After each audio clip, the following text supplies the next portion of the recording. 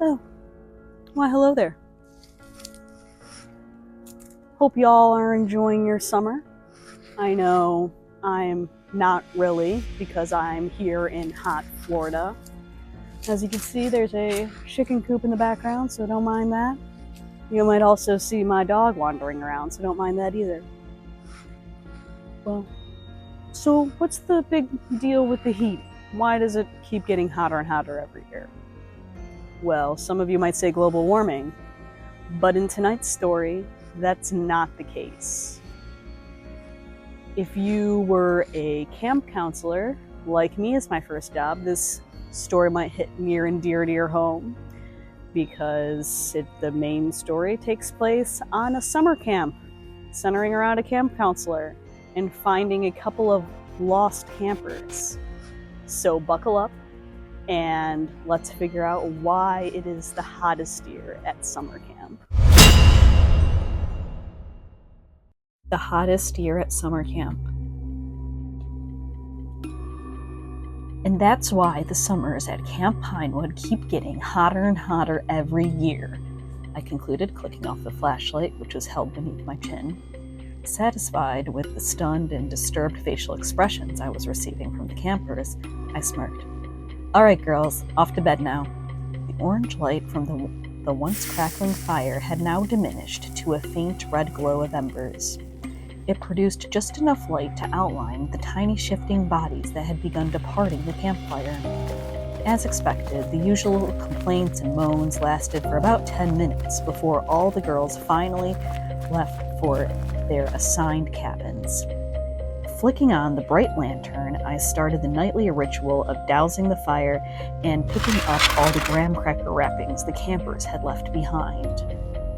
No matter how many times I've told them to clean up this junk before they left the fire, at least half of them neglected to do so. It was understandable that some might have been too enthralled in the story, but I doubt the legend had frightened every one of them into a trance. Did you really have to tell that story? Beck demanded, sealing up some leftover s'more fixins. Don't be so lame, I scoffed. It's tradition. If they can't handle a little Camp Pinewood legend, then that's so pathetic. Patty says that she just wants us to stop telling the campers stuff like that. We should be singing songs instead, not telling ghost stories. It's not appropriate, Beck shot back. She was always such a suck-up to her superiors. Patty was our camp director, and to be frank, I doubt she'd care enough to stop me from giving the campers a little scare. Though I was on her watch list, as the other counselors would tell me. Let's say I wasn't your hardworking stereotypical counselor who expected to be jolly at all times. Actually, I hated the whole camping thing. Spending the entire summer in Florida outdoors wasn't my idea of fun. It was way too muggy and blistering hot. Every year seemed to be getting worse, too. Naturally, folklore to explain away the yearly temperature highs was inevitable. Although the cabins were equipped with windowed AC units, thoughts of cockroaches, spiders, and whatever else felt like climbing in through the cracks and onto my face while I was asleep were always in the back of my mind. Don't get me wrong, I love a good walk in the woods, embracing the outdoors. Sleeping out in the whole wilderness after night, on the other hand, was a whole new assortment of problems. It felt more like survival, especially having to watch over a bunch of screaming brats. I'm not sure why, but every year I kept renewing that dumb contract. It was the only way I could make some fast cash before returning to the demands of another college semester. I'm surprised you're still working here, honestly, Beck commented, slamming the cooler shut and clamping the lockdown. I never understood why someone would ever say that to another person. It's not like I didn't already know I was a crappy counselor. If I gave a damn, I'd be trying much harder to follow their silly rule book.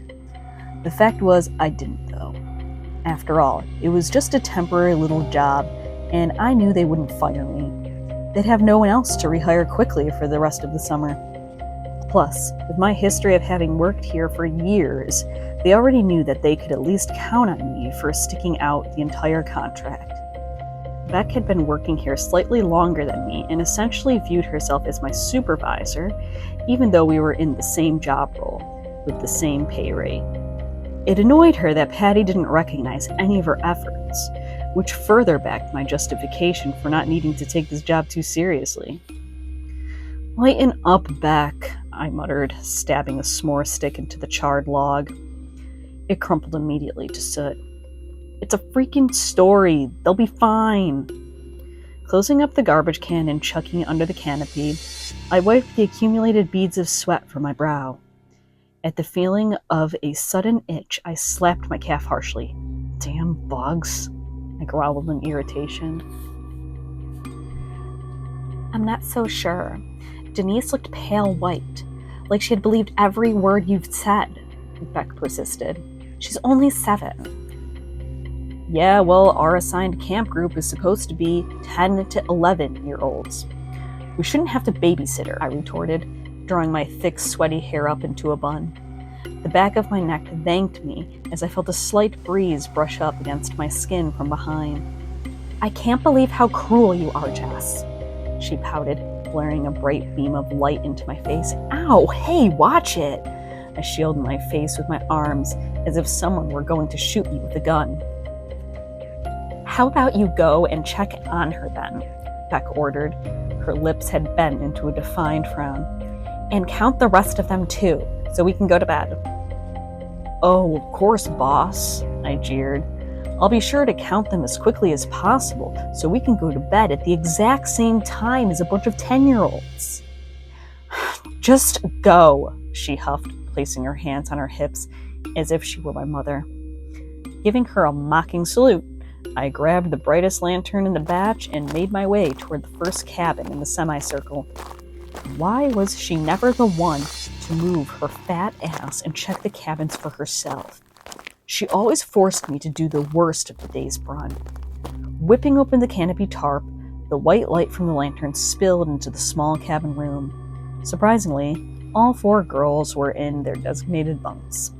Clothes and bags were neatly tucked under the 2 bunk beds, and the girls stared back at me with anticipated wide eyes, all giving me affirmation that they'd fallen asleep shortly. I reminded them to be up by the morning roll call at 7 a.m. sharp, per usual start of the day's events. The next cabin was just the same. All the campers were ready for sleep, almost too ready, as if someone had threatened them with a strict bedtime ritual or they'd be killed.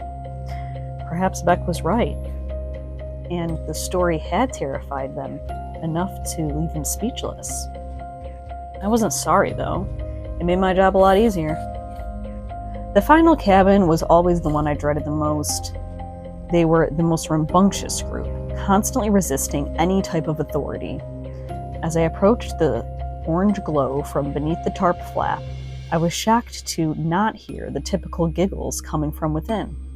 Instead, hushed murmurs from only a couple of girls on the cusp of audibility were all that I could decipher. Heat began to seep into my temples as I anticipated falling victim to a vicious prank.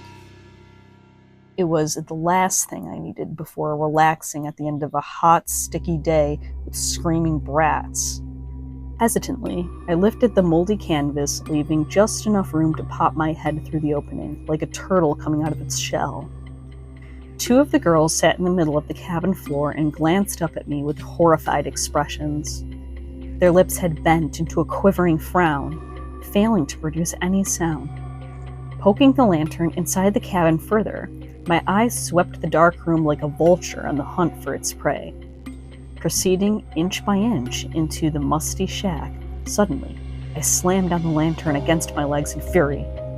"Where's Eliza and Denise?" I demanded, trying to hide the anger that was bubbling up behind my clenched teeth. Eliza was the biggest rebel of them all. She was constantly bad-mouthing me, trying to get away with things, and was always persuading the other girls to break the rules to go along with her.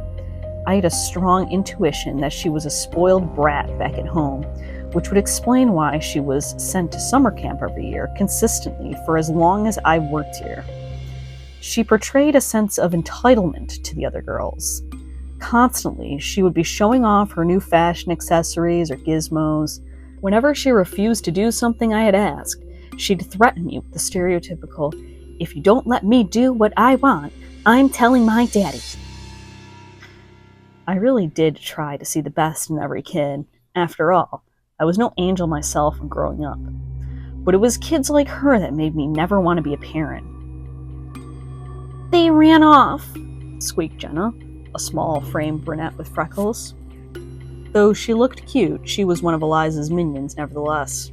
How did I know that this wasn't part of their scheme? "What do you mean that they just ran off?" I hissed in disbelief. "Into the woods," the chubbier girl Alex chimed in, finishing her best friend's sentence. Staring at them dumbfoundedly, I sputtered, "You guys are serious? This isn't some prank? I swear, if this is a prank, there's going to be some serious..." "Not a prank," Jenna interrupted quietly, her face as solemn as I'd ever seen it before. My heart nearly leapt into my throat and my stomach let out a nervous churn. Beck was going to kill me. She'd blamed the disappearance entirely on me. Denise had probably gotten so frightened that she ran off. Though it struck me as rather unusual for someone like Eliza to go looking for her, especially since she had been the main nemesis for teasing Denise the entire year. I figured that maybe she had enough decency in her to go hunting for a lost camper.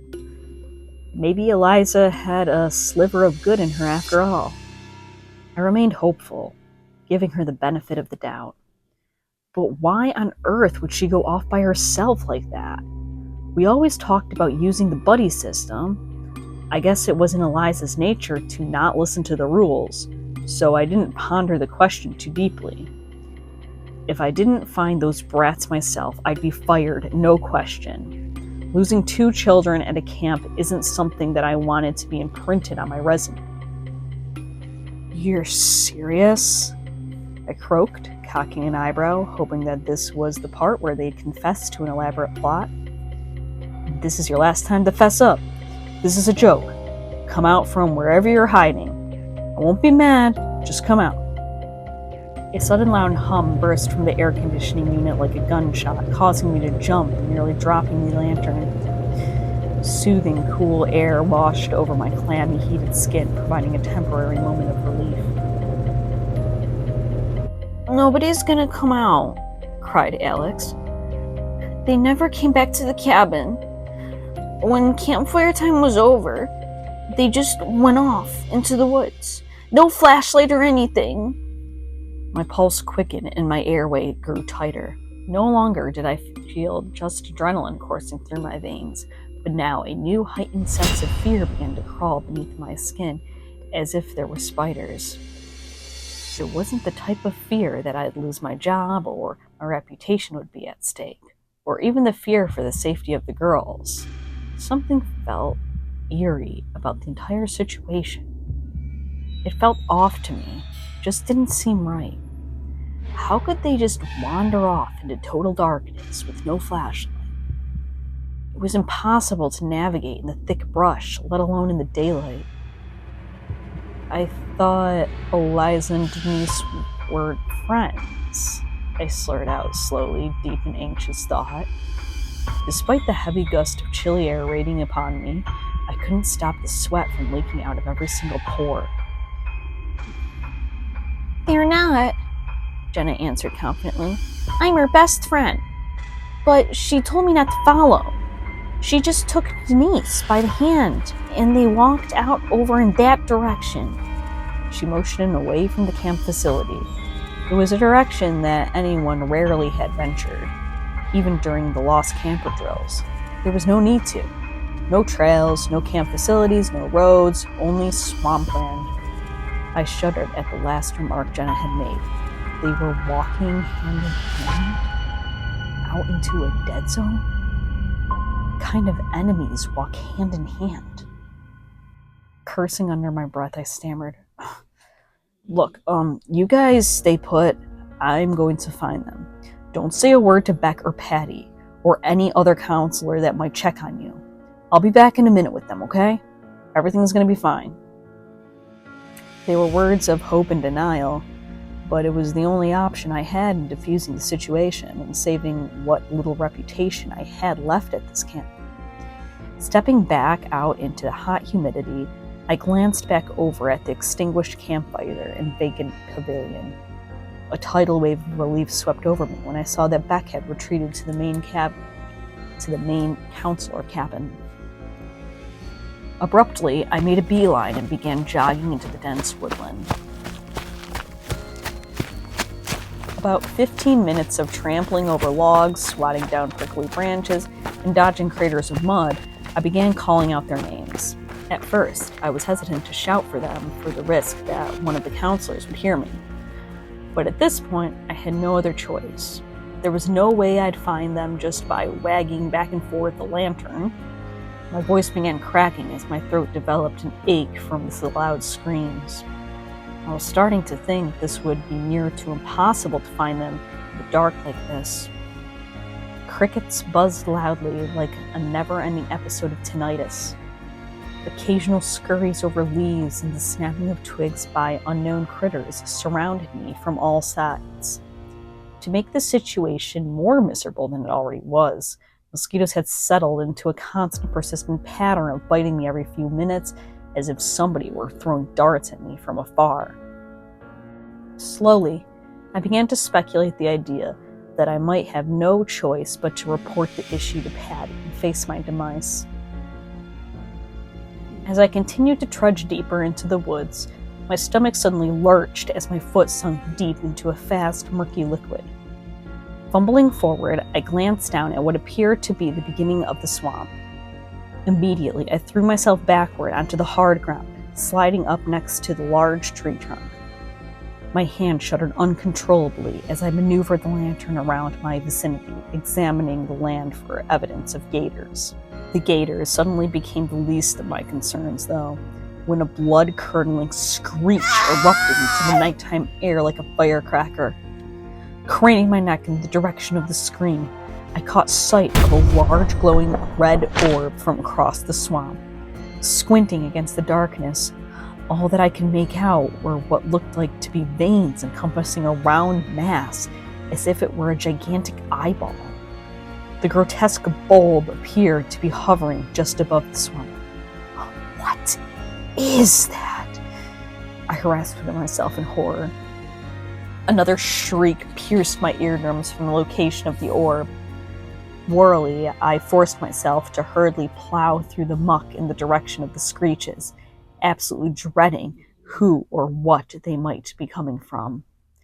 With all my strength, I ignored all possible aints of what may be lurking in the thick sludge of the waters as I plowed forward. As I approached the shimmering ball, I saw that it was pulsating. A sickening, suckling sound beat steadily as if it were a heart. Not just warmth, but now an oven-like heat emitted out from the red bulge and onto my skin. The feeling of hot, moist clamminess was now replaced with what felt as if I were drying up, or more accurately, burning. Suddenly, a small dark figure emerged from beneath the globe, crawling on all fours through the swampy grasses towards me. Immediately, I froze in my footsteps, allowing the thick, warm juice to soak through my hiking boots and ooze in between my toes. "Who's there?" I sputtered in a shaky voice, as if I expected whatever it was to answer me. The dark figure maintained a slow, steady creep as it maneuvered through the thick blades of swampy grass. Each preceding step was accompanied by a slick, suctioning sound, slowly and methodically. All the intuition I had was begging me to ditch and run as fast as I could in the opposite direction. My bones, however, felt as if they had been glued together, forcing me to remain in a state of paralysis. As the creature stepped into the quivering white beam cast by my lantern, I saw a familiar clot of curly blonde hair. Though it was disheveled and slicked down from the slime of the swamp, I could tell by the signature blue scrunchie that it was Eliza. Crouched on all fours in front of me, she lurched her neck upward violently, as if she were going to howl. As I braced for a deafening sound, she instead portrayed a disturbingly wide grin that seemed humanly impossible to contort. She let out a deep, throaty laugh, no longer sounding like the sassy little girl sneer I had remembered. My skin itched with redness at this point, as if I were developing a severe sunburn. Finally, my muscles responded and I forced a few steps backwards, stumbling over a slippery rock and landing hard back onto my elbows. A foul wave of salt water splashed up over my stomach, consuming me in all its slop. It provided only seconds of a cool soothe to my skin until the burning returned vigorously, feeling as if wasps were prickling me up and down the entirety of my exposed flesh. "Where's Denise?" was all that I could manage to cry out, my tongue feeling as if I had licked hot gravel for a week. The muscles in my throat clenched when I saw that Eliza's green eyes had transformed into an eerie glowing yellow, completely consuming her pupils. Examining her features more closely, I could now see that her skin wasn't the previous ripe tan color it had always been, but was exchanged with what appeared to be the texture of a pink-colored paper bag. As my eyes ran up and down the grotesque figure, she just kept gawking at me with that sickening, unsettling grin. Why was it so wide? Her teeth resembled small razors, glistening and looked as if they had doubled in number. They were coated with what looked to be a gloss of fresh blood. My heart suddenly skipped a beat as the thing I was dreading the most became a reality. Eliza crept closer on all fours towards me, fiercely pinning my back down into the mud. My head sank into what felt to be a boiling crock pot of oatmeal. As I wailed out in terror, Eliza dug her elbow firmly into my throat, cutting off my air passages with a revolting "Your story tonight wasn't completely wrong," she bellowed in the most inhuman, wicked voice I'd ever heard. Nobody had ever called me Jessica besides Eliza. "Something is lurking in these woods, fueling the summer heats here at Camp Pinewood. But it's not some dragon living deep in the swamp, roasting little kids as they wander out the path. Oh no, that's only in fairy tales." I thrashed my arms violently from under her. Somehow, the girl who looked no more than 70 pounds felt like an anchor.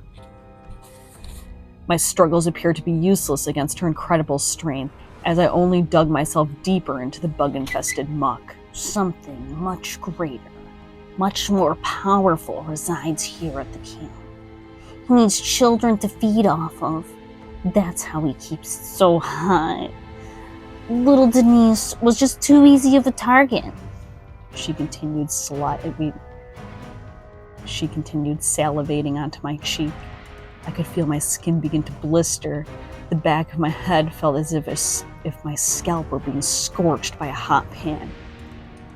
"I keep coming back year after year. Every year we need a child. I own this camp. I'm in complete control. And if you don't let me do what I want, I'm telling my daddy." On the verge of passing out, I did the only thing I could do: stare off into the distance, into the red throbbing globe, as I watched a large black claw emerge out of its center, followed by two enormous twisted horns.